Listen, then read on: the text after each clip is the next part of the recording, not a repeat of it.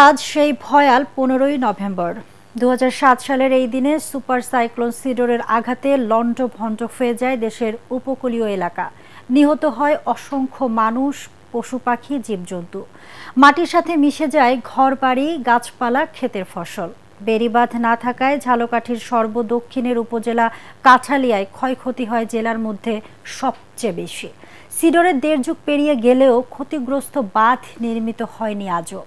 নিম্নচাপের খবর শুনলেই আতঙ্কিত হয়ে পড়ে উপজেলার 2 লক্ষাধিক মানুষ। পানিতে মানে ঘর ভেঙে ভেঙে গেছে।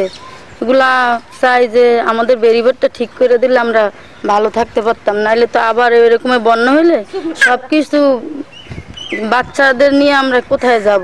কৃষি ভাতা কিছু দেওয়া যায় না, গরু ছাগল এত পালা যায় না, অনেক গরু ছাগল মরি গেছে, আমাকে ঘর দুয়ারও অনেক নামি গেছে। পাশে যারা এই অবদারে যে পাশে আনলে হেয়ার পর আনমের এককালে এখন একটু নিম্নচাপ হইলি কি জোয়ার জোবা উঠলি ওমের ধরেন তলাই যে বাড়ি।